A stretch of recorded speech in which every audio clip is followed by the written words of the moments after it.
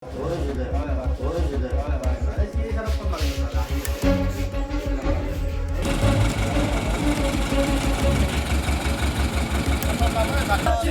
Doctor Govind भाई टोकरिया जिंदाबाद जिंदाबाद जिंदाबाद जय श्री राम जय श्री राम वो हत्या बंद करो बंद करो बंद करो वो हत्या बंद करो बंद करो बंद करो जय श्री राम जय श्री राम। হয় নমস্কাৰ, জয় শ্ৰীৰাম।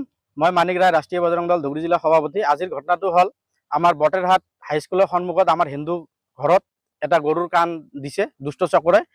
আমি এটা দাবী জনাইছোঁ, যি আমাৰ বিজেপি চৰকাৰ আমাৰ মামাক এটা দাবী জনাওঁ যে যিহেতু SOP দিছে যে মানে 5 কিলো হিন্দু এৰিয়াত ভিতৰত গৰু কাটিব নোৱাৰে, কিন্তু আজি মুছলিম সমাজত যি বকৰি ঈদ হৈ গ'ল, তেওঁলোকে আজিৰ দিনতো তেওঁলোকে প্ৰতিশ্ৰুতি দিছে যে আমি গৰু নাখাওঁ, গৰু কুৰবানী নিদিওঁ, কিন্তু তেওঁলোকে আমিতো দেখা পালো যে তেওঁলোকে কুৰবানীও দিছে, গৰুও খাইছে, আৰু আমাৰ হিন্দু মুছলিমৰ এটা সংঘাত লগাৰ কাৰণে আজি পুৱাতে 6টা বজাত এটা আমাৰ হিন্দু সমাজৰ ঘৰত এটা কাণত দি থৈ গৈছে। আমি দাবী জনাওঁ প্ৰশাসনক অতি সোনকালে আমাৰ যিবিলাক মানুহে মুছলিম মানুহে গৰু কাটিছে এইবিলাকক এৰেষ্ট কৰি জেলালৈ প্ৰেৰণ কৰিব লাগে।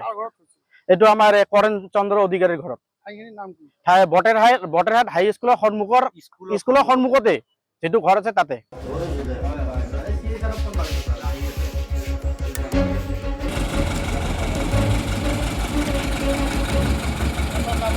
जिंदाबाद डॉक्टर गोविंद भाई टोकरिया जिंदाबाद जिंदाबाद जिंदाबाद जय श्री राम जय श्री राम वो हत्या बंद करो बंद करो बंद करो वो हत्या बंद करो बंद करो बंद करो जय श्री राम जय श्री राम।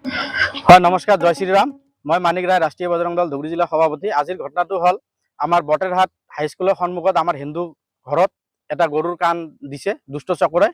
আমি এটা দাবী জনাইছোঁ, যি আমাৰ বিজেপি চৰকাৰ আমাৰ মামাক এটা দাবী জনাওঁ যে যিহেতু SOP দিছে যে মানে 5 কিলো হিন্দু এৰিয়াত ভিতৰত গৰু কাটিব নোৱাৰে, কিন্তু আজি মুছলিম সমাজত যি বকৰি ঈদ হৈ গ'ল, তেওঁলোকে আজিৰ দিনতো তেওঁলোকে প্ৰতিশ্ৰুতি দিছে যে আমি গৰু নাখাওঁ, গৰু কুৰবানী নিদিওঁ, কিন্তু তেওঁলোকে আমিতো দেখা পালো যে তেওঁলোকে কুৰবানীও দিছে, গৰুও খাইছে, আৰু আমাৰ হিন্দু মুছলিমৰ এটা সংঘাত লগাৰ কাৰণে আজি পুৱাতে 6টা বজাত এটা আমাৰ হিন্দু সমাজৰ ঘৰত এটা কাণত দি থৈ গৈছে।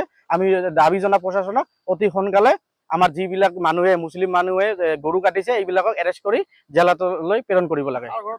এইটো আমাৰ কৰেণ চন্দ্ৰ অধিকাৰীৰ ঘৰত, বটেৰহাট হাইস্কুলৰ সন্মুখৰ স্কুলৰ সন্মুখতে যিটো ঘৰ আছে তাতে।